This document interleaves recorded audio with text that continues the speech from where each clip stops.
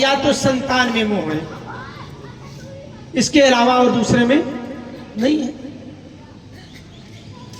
और संतान अगर नालायक निकल जाए तो दुख हो जाता है, और इसी तरह से ज्यादा धन आ जाए, गलत रास्ते पर चले जाए तो घर में दुख हो जाता है। परंतु सामंजस्य स्थापित कैसे हो, तो जैसे भी भैया जी ने बताया कि सबसे ज्यादा ध्यान धन में, तो धन के लिए व्यक्ति हमेशा कुछ ना कुछ कार्य करता है।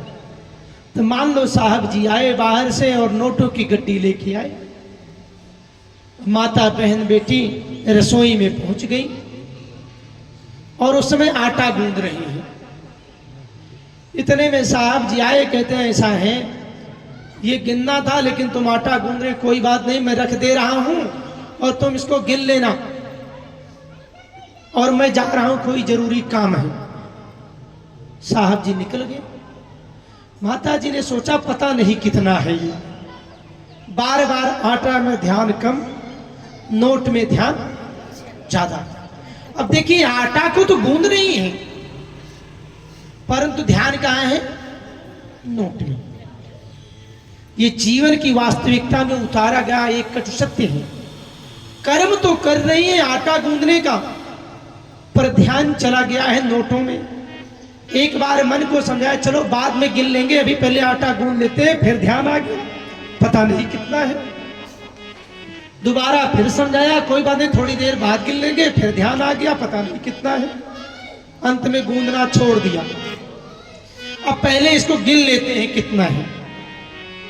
और जैसे ही जाकर के नोट की गड्डी को उठाया और गिनना शुरू किया, और जैसे ही वो पहुंची 65, 66, 67, इतने में बाहर से घंटी बज गई। अभी आगे गिन नहीं पाई थी कि बाहर से घंटी बज गई। अब क्या करें? अब ध्यान चला गया बाहर कि पता नहीं कितना इंपॉर्टेंट व्यक्ति आ गया है और वो चला ना जाए, और इसको छोड़ देती हूं तो फिर एक से गिनना शुरू करना पड़ेगा। ये जीवन की सच्चाई है, जहां से व्यक्ति छोड़ देगा उसको फिर से पुनः वहीं से लौटना पड़ेगा जहां से प्रारंभ करना है।